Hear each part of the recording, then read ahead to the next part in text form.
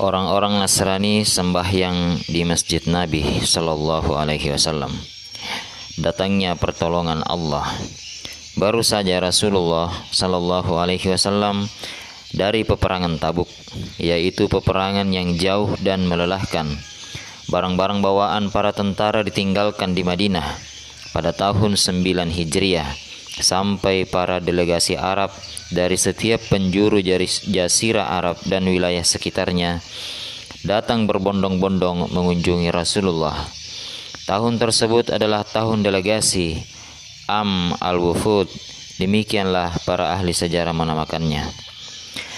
Terdapat delegasi Muzainah, Bani Tamim, Bani Zakib, Bani Amir, Abdul Qais, Kandah, Azad, Bani Harits bin Ka'ab, Hamazan dan Daus, serta bani-bani yang lainnya.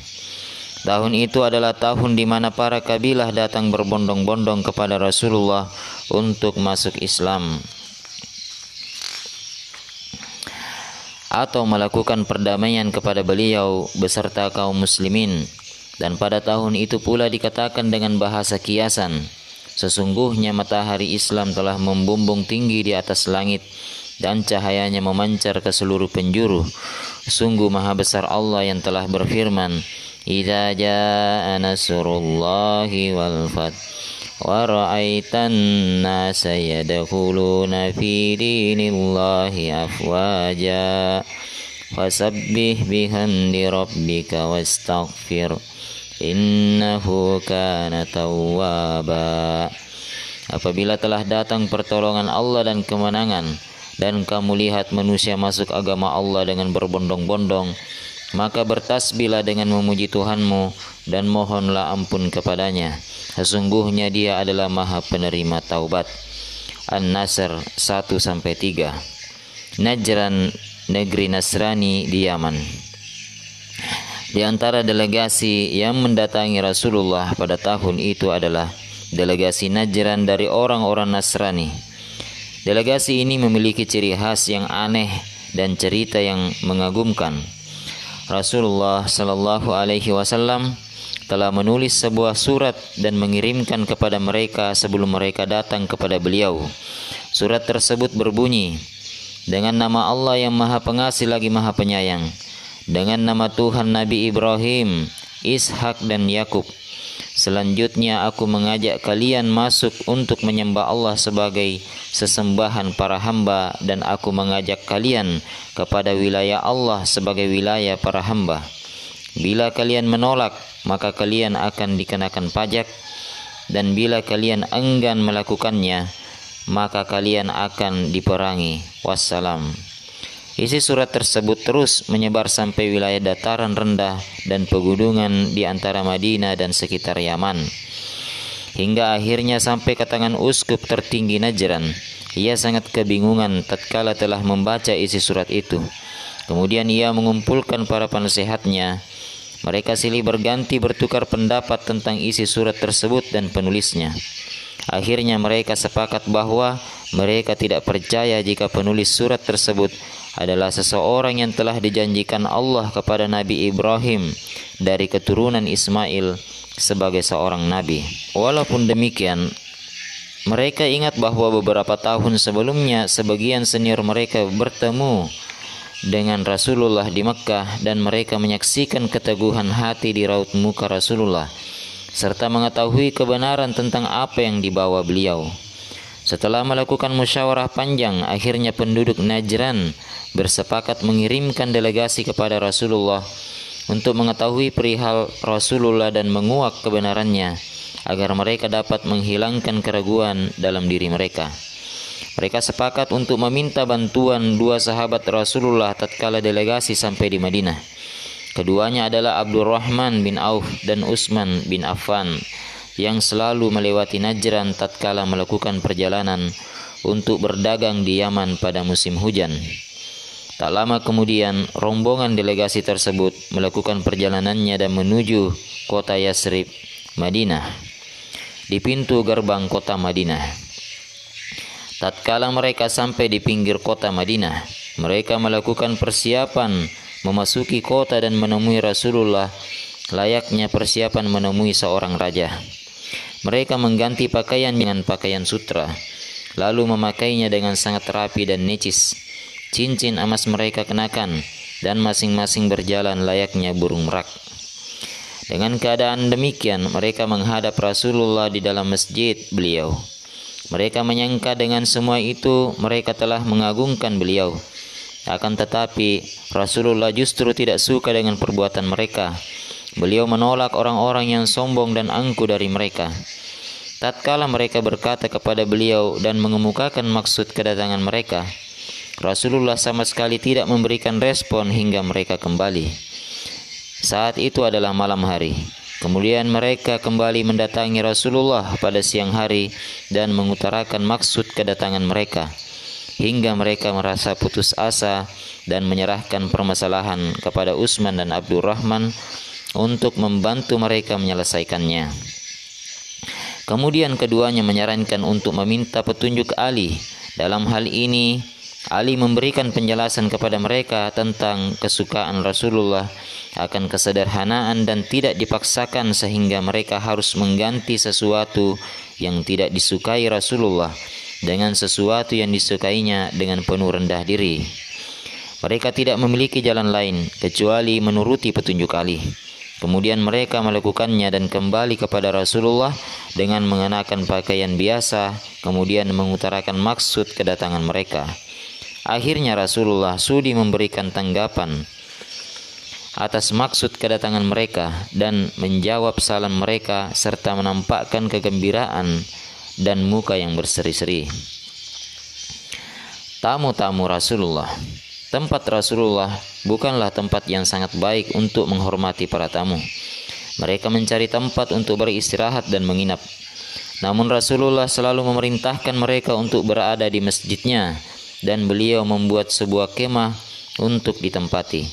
Bahkan lebih dari itu, beliau memerintahkan para sahabatnya untuk menghormati, melayani dan mencukupi kebutuhan mereka. Seseorang bertanya dalam hati, mengapa harus masjid? Apakah tidak ada tempat di luar masjid untuk menginap? Jawaban pertanyaan itu bermacam-macam. Yang pertama, karena keberadaan mereka di masjid agar mereka melihat keadaan dan ibadah orang-orang muslim, sehingga hal itu akan dapat meluluhkan hati mereka serta menambah keyakinan mereka bahwa perintah Muhammad adalah perintah agama Tuhan dan beliau adalah nabi samawi, bukan perintah raja bumi dan kekuasaan duniawi. Yang kedua, bisa jadi agar mereka lebih dekat kepada rumah Rasulullah sehingga kesempatan bertemu dan berbaur akan semakin terbuka lebar. Yang ketiga, bisa jadi agar tidak tampak perbedaan antara kekayaan dan agama mereka. Di masjid Rasulullah, kapan saja mereka berada di sana, mereka akan mendapatkan kebebasan total. Kebebasan yang mereka rasakan tampak jelas setelah Rasulullah mendirikan sholat azhar bersama para sahabatnya. Pada saat itu, waktu sembahyang orang-orang Nasrani telah dekat. Mereka saling pandang penuh pertanyaan. Kemudian mereka saling bertanya, di manakah mereka akan sembahyang? Apakah Muhammad melarang mereka sembahyang dan beribadah yang jelas-jelas berbeda dengan sembahyang dan ibadah beliau? Apakah Muhammad memperbolehkan mereka sembahyang di masjid beliau, ataukah beliau akan marah? Apakah mereka harus meninggalkannya atau tetap melakukannya? Akhirnya mereka berketetapan untuk melakukan sembahyang tanpa meminta izin kepada seorang pun dengan siap menanggung akibatnya. Orang-orang Nasrani sembahyang di masjid. Demikianlah, di tengah-tengah kaum muslimin di dalam masjid, orang-orang Nasrani duduk menghadap ke arah timur, menghadap Baitul Maqdis yang menjadi kiblat kaum muslimin sebelumnya, melakukan sembahyang sesuai dengan ritual agama mereka. Hal itu sangat mengejutkan kaum muslimin yang berada di sana. Mereka adalah orang-orang kafir Nasrani. Mereka menyembah kepada selain Allah, melakukan sembahyang dengan salib dan bacaan-bacaan serta lagu-lagu mereka di tengah-tengah kekuasaan Islam, bahkan di dalam masjid Rasulullah yang seharusnya hal itu tidak boleh terjadi. Ya, tempat beribadah itu menjadi kacau dan orang-orang menjadi ramai. Terjadilah pertengkaran mulut. Suara para sahabat terdengar keras menghalangi suara orang-orang Nasrani yang terus melakukan ritualnya. Rasulullah Shallallahu Alaihi Wasallam segera mengetahui hal itu karena rumah beliau berdekatan dengan masjid. Tak lama kemudian beliau menuju kerumunan. Beliau duduk dengan penuh karismatik yang menunjukkan kebesaran jiwanya, kemuliaan akhlaknya, kecerdasan akalnya, cerdas dan sangat berhati-hati untuk berbuat sembarangan dan tergesa-gesa. Dengan tenang beliau menoleh dan berkata lirih kepada para sahabat yang duduk tercengang, biarkan mereka melakukan sembahyang. Kemudian para sahabat yang menghalangi orang-orang Nasrani melakukan sembahyang mundur hingga mereka melakukan sembahyang dengan hikmah dan aman. Tidak lagi khawatir ada yang menghalangi. Sebenarnya dengan itu Rasulullah memberikan pelajaran kepada orang-orang muslim tentang toleransi dalam Islam dan menghormati agama lain yang tidak dapat dinilai dengan harta. Alangkah besar toleransi Rasulullah yang telah menjadikan agamanya penuh dengan toleransi hingga akhir masa. Nasrani berdialog dengan Nabi Sallallahu Alaihi Wasallam. Para delegasi menetap beberapa hari bersama Rasulullah. Mereka menyaksikan banyak hal yang menggugah kesadaran mereka. Kemudian mereka mengajukan beberapa pertanyaan tentang hal itu. Mereka juga melakukan perdebatan dengan Rasulullah tentang beberapa hal, seperti tentang karakteristik agama beliau dengan agama mereka, tentang Nabi Isa dan perdebatan tentangnya, serta tentang masalah-masalah lain di mana mereka biasanya bertanya kepada orang-orang Yahudi Madinah. Oleh karena itu, pada saat itu turun beberapa ayat yang menolak hal-hal yang zamar atau subhat, menjelaskan beberapa hukum dan mengatur tata cara perdebatan. Permasalahan yang menarik adalah bahwa cara memecahkan perselisihan dalam perdebatan antara Rasulullah Shallallahu Alaihi Wasallam dan Nasrani Najran baru pertama kali terjadi. Akan tetapi sangat tegas. Beliau mendoakan mereka agar dilaknat Allah, mubahalah, jika mereka tidak beriman setelah perdebatan itu. Beliau mendoakan mereka atas perintah Allah. Faman hajjaka fihi min ba'di ma ja'aka minal ilmi faqul ta'alau tad'u abna'ana wa abna'akum wa nisa'ana wa nisa'akum wa anfusana wa anfusakum summa nabtahil fanaj'al la'natallahi 'alal kadzibin. Siapa yang membantahmu tentang kisah Isa sesudah datang ilmu yang meyakinkan kamu, maka katakanlah kepadanya, marilah kita memanggil anak-anak kami dan anak-anak kamu, istri-istri kami dan istri-istri kamu, diri kami dan diri kamu. Kemudian marilah kita bermubahalah kepada Allah dan kita minta supaya laknat Allah ditimpakan kepada orang-orang yang dusta. Ali Imran 61. Rasulullah berjanji kepada kaum muslimin untuk melakukan mubahalah keesokan harinya. Kemudian beliau beserta keluarga berangkat untuk mempersiapkan hal itu. Akan tetapi kaum muslimin membatalkan mubahalah setelah mereka melihat kesungguhan Nasrani Najran dan ketakutan mereka akan siksa dari langit.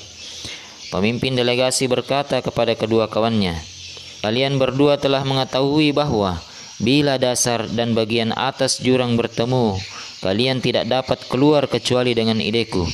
Demi Tuhan, sungguh sekarang aku menghadapi permasalahan yang amat berat. Demi Tuhan, seandainya lelaki itu adalah seorang raja yang berkuasa, niscaya aku adalah orang Arab pertama yang akan menusuk matanya, dan dia ataupun para pengikutnya tidak akan dapat lolos dengan selamat dariku, karena aku adalah orang Arab yang paling dekat dengan mereka. Namun bila memang ia seorang nabi yang diutus kemudian kita menentangnya, maka pasti kita semua akan binasa. Kemudian kedua teman Surahbil, sang pemimpin delegasi, menjawab, lalu bagaimana menurutmu Abu Maryam? Ia menjawab, menurutku aku harus mengukuhkannya, karena menurutku dia adalah seorang lelaki yang tidak berlebihan. Keduanya berkata kepadanya, engkau sama saja dengan dia. Tunduk dan pasrah. Akhirnya mereka tunduk kepada Rasulullah. Lalu beliau menulis sebuah surat yang indah kepada mereka dan para penduduk Najran. Dengan nama Allah yang Maha Pengasih lagi Maha Penyayang. Surat ini ditulis oleh Muhammad yang ummi, Rasulullah, untuk uskup Abi Al-Haris, para uskup Najran dan para pendeta serta mereka yang berada di bawah kekuasaannya, baik sedikit ataupun banyak, tetangga Allah dan Rasulullah. Hak seorang uskup tidak berubah dari keuskupannya. Hak seorang pendeta tidak berubah dari kependetaannya. Demikian pula hak dan kekuasaan semua orang tidak berubah. Akan tetapi tetangga Allah dan Rasulullah selamanya, selama mereka berbuat baik dan tidak berbuat kezaliman. Mereka tidak hanya menerima surat Rasulullah, akan tetapi mereka meminta kepada Rasulullah, seorang lelaki terpercaya dari sahabatnya, untuk diutus beserta mereka guna menunjukkan kebenaran kepada mereka. Kemudian Rasulullah mengutus seorang sahabat terpercaya pada saat itu, Abu Abdullah bin Al-Jarrah. Ini adalah kisah para pendeta Nasrani, kisah kearifan Rasulullah, keluasan pikiran beliau dan ketinggian toleransinya hingga batas yang mengherankan.